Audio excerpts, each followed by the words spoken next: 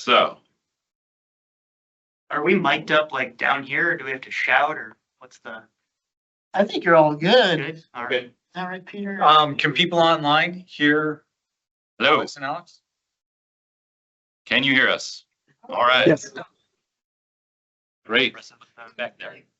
Well, yeah, thanks for having us again. And I'm Alex Joyce. This is Alex Steinberger. I'm a little older, and so he has to go by a nickname, Steiny, but that's a professional nickname. And so I'll be Alex for today, and you can be Steiny. Just a little bit about us. We're a team of about 20 professionals, planning professionals, economists, data scientists, engagement specialists. There's 5 partners in the firm. You get two of them today.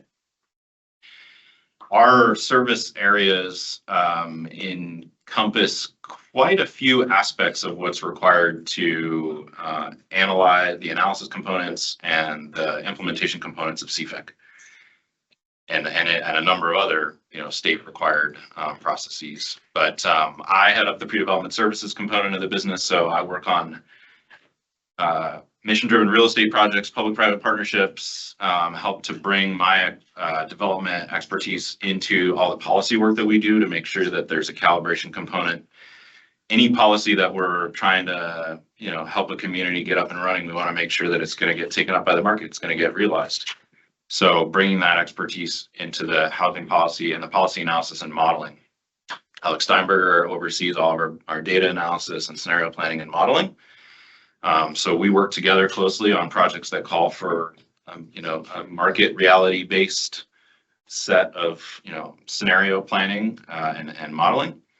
And then that also includes other types of analysis like anti-displacement strategies and sort of issue specific data analysis. So we're going to talk a little bit today about, what are climate friendly areas, and we're not going to give you the PhD level on climate friendly areas, just enough so that you understand the real meat of today's presentation, which is really about how can we as a profession get smarter and more accurate when it comes to representing market realities in the scenarios that we explore. And we'll talk about the factors that influence redevelopment specifically, and how Steiny in particular is baking those reality checks into the work that we're doing in some communities around Oregon. And then I'm going to pick it back up and talk a little bit about what the public sector has a role to play here. It's not just all what can the market do. That's a two-sided coin. So I want to talk a little bit about that, and then have a few tips for how to implement mixed-use districts, and in particular, how to think about ground floor commercial requirements. It's an outgrowth of CFA, but also other planning efforts is that we're having to navigate how do we actually set up new mixed-use districts for success and not do things that have unintended consequences. So CFAC, there's multiple components to CFAC, some of which communities have done or are in the process of doing. Broadly speaking, there's some parking, essentially eliminating parking requirements. There's CFAs, so designating climate-friendly areas. We'll talk a little bit about that. And then there's this whole component of addressing land use related issues for the entire UGB of the major metro areas. We'll talk about that. That's actually got some breaking news on that front to share with this special group. Get there in a second. So just as a reminder, CFAs, climate-friendly areas, the requirement is that you gotta have one, it's gotta be at least 25 acres. And taken together, they have to be able to accommodate 30% of your 20-year housing need, right? So this is pretty serious stuff, right? We're designated areas where a decent chunk of our future housing need needs to go. Not only does that include zoning policy allowances, but it's all of the other public commitments in terms of filling the multimodal gaps, creating a true place in these areas. We'll talk a little bit about that as well. So that includes the land use, high density, the vision is high density mixed use, but housing focused. We're going to focus today on a couple aspects of that. But then there's also this commitment that cities have to make them truly walkable. Just because you add density doesn't mean a place is walkable. So what are the other components of place that can help you achieve the intended outcomes of CFAs? But that's not all. So just today, fresh off the presses. I literally got a message about it earlier today. Our team released the Walkable Design Standards, which is a guidebook that it's out for public review as of like literally an hour ago, for communities who are required to implement the CFAC rules that go beyond CFAs to address land use related issues for the entire UGB. They're housed in OAR 0330. So that's sort of our shorthand for what the Walkable Design Standards cover all the requirements in 0330. It's things like building orientation, frontages, compactness, right? What are all the regulations around compactness from a land use perspective? Access, connectivity, all the horizontal linkages that have to be made to make these places truly connected and walkable and reside in the zoning code. There's also a couple different ways you can approach CFAs. There's primary and secondary. So you have to have a primary, but for communities who want to take a little bit more of a broader view of how they are preparing multiple centers for future growth, you can also implement secondary CFAs. So primary CFAs have a higher height allowance requirement that has to go along with them. And if you want to have sort of a mid-tier, you can assemble your kit of parts using primary and secondary CFAs. So I'm going to hand it over to Steiny to talk a little bit about going beyond just sort of setting the regulatory framework, but really understanding how the market interacts in these places. Thank you, Alex, number one. So Alex gets to introduce the state's vision for climate-friendly areas and CFAC, and then he's going to come back in and he's going to talk about what the public sector can do to influence the market and achieve the state's vision. I have the fun job of throwing cold water all over the state's vision sometimes. And so what I want to talk about, though, is an important topic, and it is how to look at what the realities on the ground are in some of these places to try to inject some reality into the assumptions that are being made. Because a lot of communities in this state and in any state where you have these big statewide preemptions happening are going to feel like in some places that they don't want to do more than the minimum that's required of them. And the way that the state has set up the requirements for the climate friendly and equitable communities rules, it means that it is actually quite easy to do something that doesn't achieve the goal of 30% of your housing need within climate friendly areas and doesn't achieve the walkable standards that Alex was talking about. And so by giving a little bit more market reality to that discussion, we make sure that communities at least have the information to not undershoot what they should be doing, to undershoot the state's vision. And I'll talk a little bit more about that. So the way we like to have these discussions is we like to think about them in terms of 3 buckets. Infrastructure availability. So is there actually hard infrastructure in the ground to support the amount of density that is related to the state's vision? Then landowner willingness. If you look at a climate-friendly area that's proposed and the landowners have no interest in doing anything dense or anything at all, that's obviously going to have some bearing on the outcome. And then the broader market economics. If the rents aren't there or the broader macroeconomic factors don't support high-density development right now, that should be known and should be taken into account when they're choosing where to designate climate-friendly areas and how far to go with the latitude they have with these rules. So I'll walk through examples of each of these. We have finished one market study for the city of Springfield of their proposed CFAs. We're currently working on another one for the city of Medford. There's no requirement to do this kind of analysis. I should be clear, right? You don't have to look at infrastructure availability. You don't have to look at landowner willingness or the market. But some communities are choosing to do so. And DLCD is doing a good job of providing technical assistance to make that easier for some communities to do. So this is an example from Springfield. A lot of this is coming from Springfield, which notably is a city that is one of a handful of cities that is suing the state right now over these rules.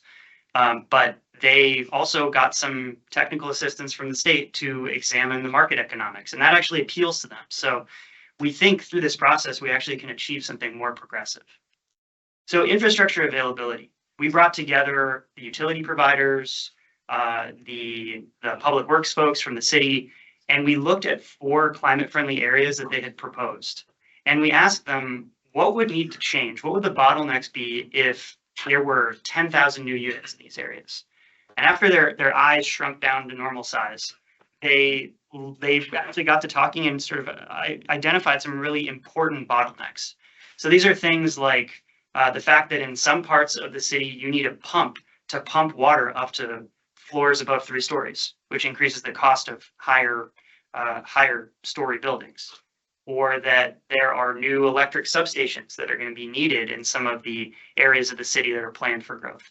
So these sorts of things are important to understand and ultimately may make the difference between one of these climate-friendly areas actually delivering on the lofty ideals that the state sets. Landowner willingness, obviously, is another big piece of this. There were 2 climate-friendly area proposals that the city was looking at. One of them is in an area called Gateway Riverbend, which is essentially a hospital campus on the north side of Springfield. There's a good amount of vacant land in that hospital campus, but all of the land is owned by a single landowner, and that is Peace Health, who operates their hospital campus there. And then the second one is called Glenwood Riverfront, which has been looked at for decades as sort of the next high density part of that region because it's closer to Eugene, across the river from Springfield, but still within the Springfield EGP. So in Gateway Riverbend, we talked to the hospital and learned a lot of things about their plans that probably make this area a pretty bad choice for a climate-friendly area, even though if you go by the rules, it does all the things it needs to do and delivers a bunch of housing capacity. But in reality, the hospital just closed in Eugene. This is going to be their only location in the region, and they need that land to expand their hospital uses. So not a great choice. In the second one, there's actually a lot of similarities with the development proposed in Glenwood Riverfront to what a CFA would look like. But there are also some key differences, and the area under study currently by a development team is much smaller than the overall area. So there's a lot of uncertainty there around how much development is actually likely given what landowners want to do.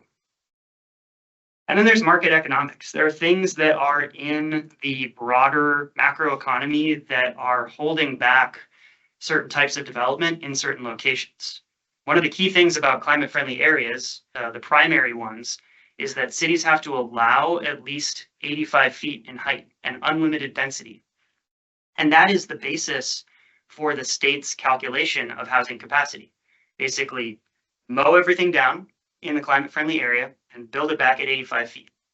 Not particularly realistic, and certainly not realistic in markets where really the most viable form of construction is wood frame construction that can't go above 5 stories. That's where Springfield is. Higher than that is really only in consideration in places like Portland, Bend, and Eugene. Right now, construction costs are just really high. Rents are fairly stagnant across the state. Interest rates are also very high. So building big, expensive projects that require a lot of borrowing is really difficult. And each time you go up from wood frame to wood frame over podium to steel and concrete, you get big jumps in construction cost that require higher rents to be able to pencil out. And Springfield just doesn't have those right now. Does that mean that climate-friendly areas won't work? Maybe not now, but maybe they will in 10 years in the next real estate cycle. But it's something they should be thinking about when choosing where and how many to designate. I alluded to this a little bit just a minute ago, but the state's calculation's pretty simplistic. And I don't want to throw any shade on the state about this. They were, I think, solving for a method that was easy to explain, that jurisdictions across the state could calculate without outside help. It makes a lot of sense, but it's pretty flawed when you think about it from a market-based perspective. Because as all of us as modelers probably understand, that scenario I painted where you mow everything down and build it back at 85 feet, it's never going to happen in a million years. So what we do as part of our market analyses for these projects is we do a market constraint calculation where we only assume development's going to happen in areas where the rents are high enough and the land costs are low enough. And we use an approach called residual land value. I promise I won't get any wonkier than this about residual land value, but suffice it to say that a developer, you can think about a developer's pro forma as having hard costs, soft costs, some fixed assumption about how much profit they want to get, and a fixed sales price or fixed project value. And so what's left is the land cost. And so you can sort of solve for the maximum that they'd be willing to pay for land, given all those other factors. And so we do that for different building types. And in Springfield, we did this looking at their existing zoning. So in these areas, what would existing zoning get you? So we can compare that to what climate-friendly area rules would get you. And so I'm going to show you a series of graphics. They're pretty information dense, so I'll give you this as an orientation. What you're seeing here, the different colored bars represent different building types in different zones. And the height of the bar above the zero line tells you the maximum price that a developer would be willing to pay for land in that location.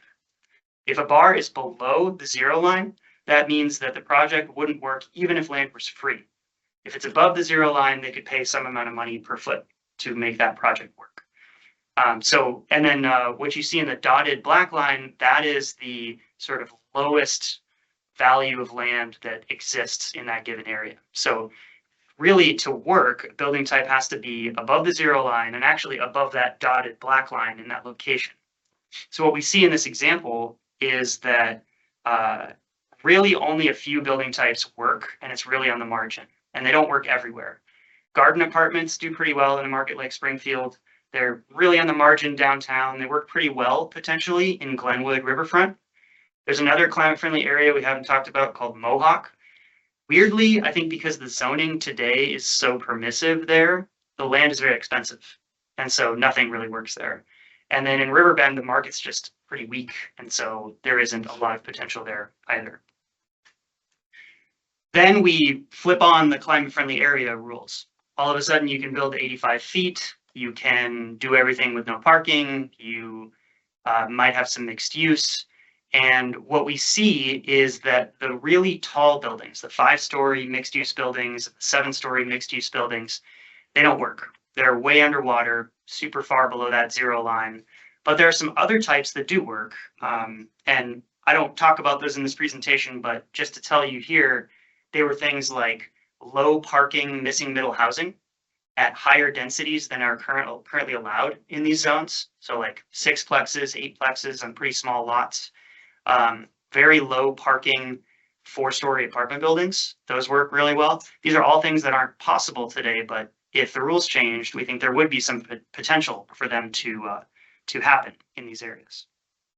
And so what all this got us is a comparison of what existing code gets them under current market conditions, what the state's methodology says they would get under the state's calculation methodology, and then what we think they would yield given a primary or secondary climate-friendly area designation, given current market conditions. And what we see is a pretty stark difference. One of the differences I want to point your attention to here is in the first row. Springfield's 20-year housing need is about 27,000 units. And so 30% of that is 9,923 units.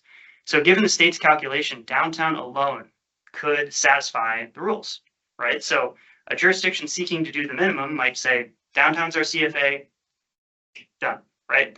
But what we show is that downtown probably actually has much less capacity than what the state's calculation would say. And our approach is pretty rosy on its own.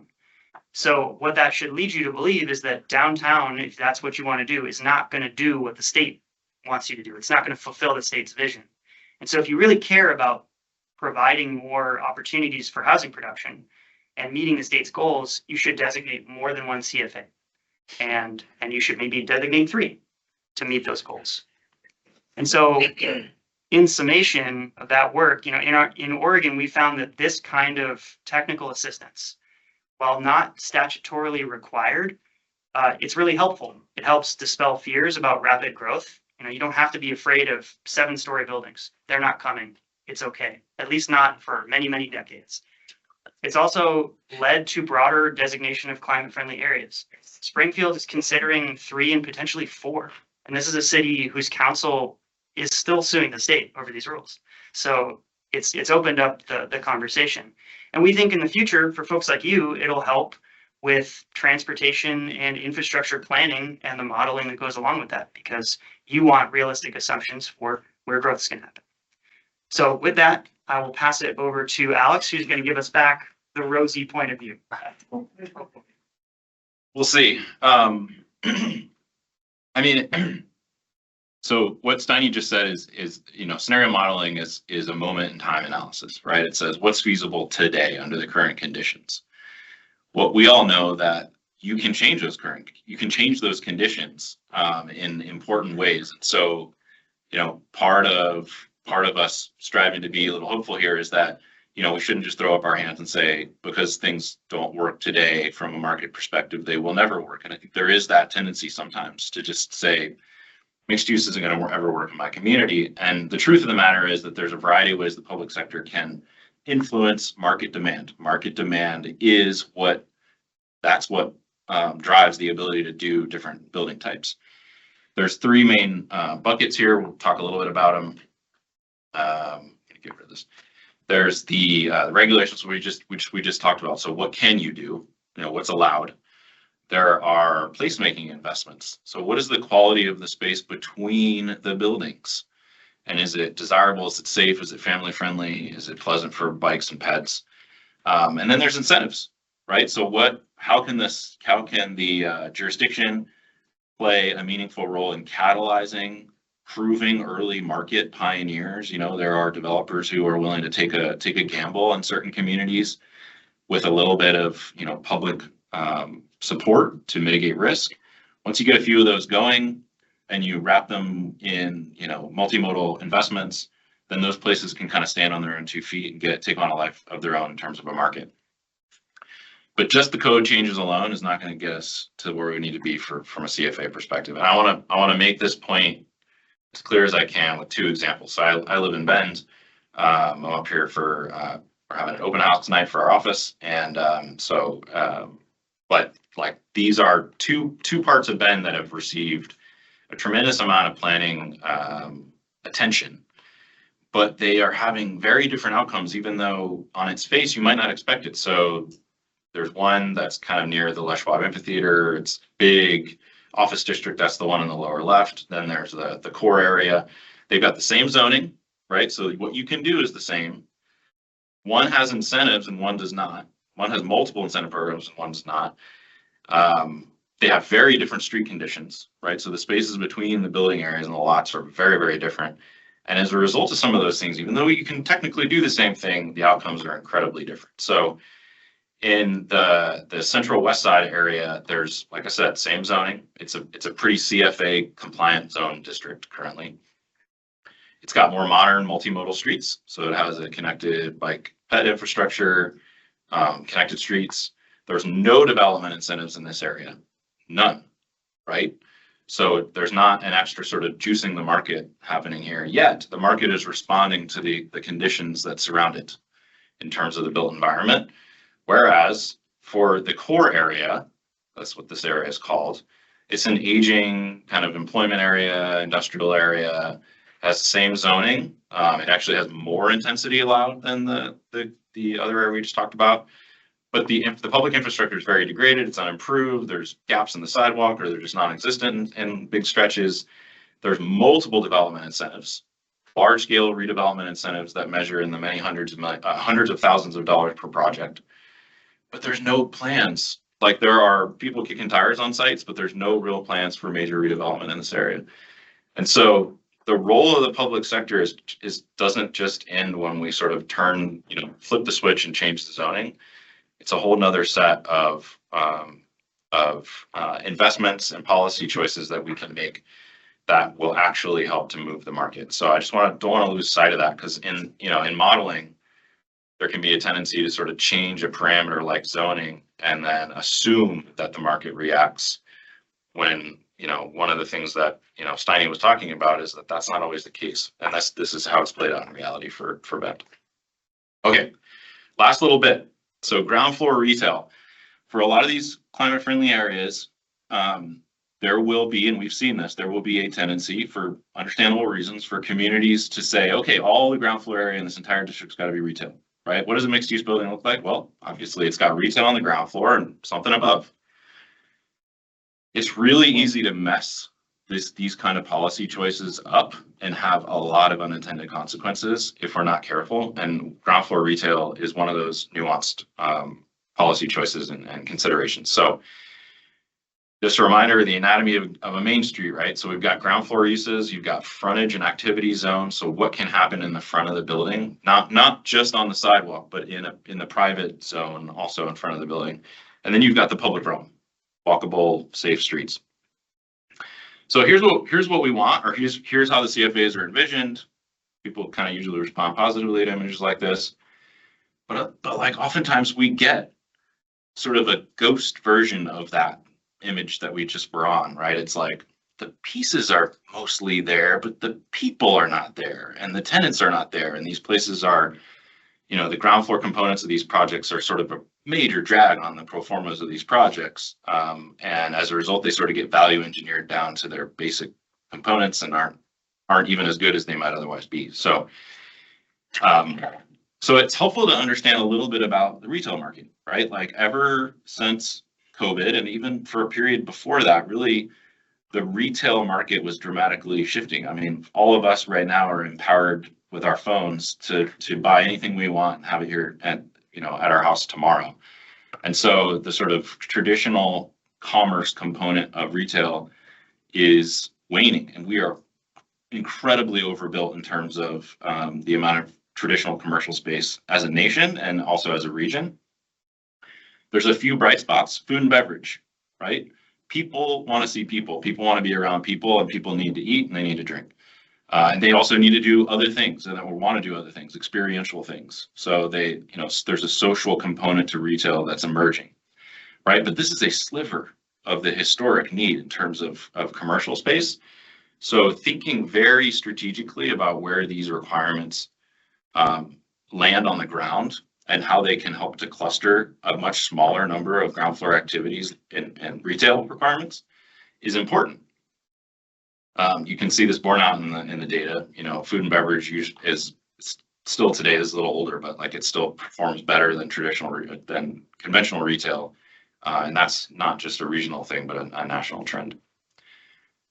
So let's talk briefly about a little bit about streets, right? So the pie of what commercial we can expect in our mixed use districts is shrinking, but also we as folks who are taxpayers can further influence and kneecap the ability of retail to be successful if we don't design streets that actually are comfortable for people to exist on.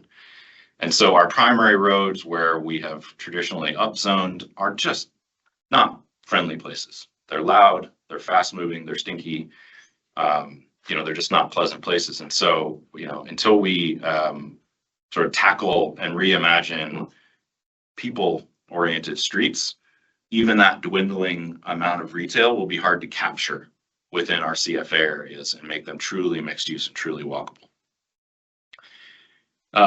So, a lot of times in the zoning standards, and I won't get too deep into zoning standards, there are frontage standards that front load the massing of a building right up to the back of the sidewalk. And sometimes that works, but not in all cases does it work. Sometimes that leaves you with a very narrow and inadequate pedestrian realm, particularly on streets that haven't been reimagined, and had their multimodal components expanded. And it can lead to places that are not as hospitable as was the intent. And so part of the walkable design standards was taking some new approaches to how we think about building frontages, allowing a little bit more breathing room in the front of buildings, not for parking, not for the uses that are not going to contribute to activity, but in fact for activity. So for indoor, outdoor spaces, for gathering, allowing some of the private realm to function as an extension of the public realm, which is, runs a little bit counter to some of the ideas that we've been taught in, from neo-traditional, Congress and new urbanism, push everything right up to the street. Some of our most beloved places in this region and all over the state are funky. They have, a space in the front. They were an old gas station or whatever. And so, we should look to our beloved places and try and memorialize those into how we do business. And so one of the communities that we helped to do this was the city of Fairview as part of a multi-jurisdictional zoning code. And they were very clear about what they wanted. They wanted activity on the street, and they wanted that activity to be supported by new buildings, but they were pretty open to the idea that that activity could actually be in the form of food carts, right? Like ways that the market could actually deliver the activity, lower cost, Class A, newly constructed steel and concrete retail is really expensive, and it has to command really high priced rents in order to sustain it. In some ways you can think about it, it's the most expensive slice of a building, right? Everything else above it is maybe wood frame. The ground floor is the most expensive part, and it's got the weakest market dynamics. So how do you achieve what you want, but in a way that the market can respond? And so their Main Street code that we helped them craft allows for achieving those outcomes through more tactical means. They're required, right? And it also is very intentional about the locations where those things are required. So prior to them doing the zoning work, ground floor retail was required across the entire corridor, right? It was just sort of pretty conventional approach. Everywhere that touches the primary street, Halsey, has to have a ground floor component. Well, you're not going to get that outcome. So, where are the places where you really want to reinforce that urban form? And let's be clear there, and then be a little bit more flexible and accommodating in the in-between areas. So these Main Street district areas were established. So refining our thinking about where these things need to be required, and then being more open to different ways of achieving the desired outcome, which is activity, is important. So that's it for us.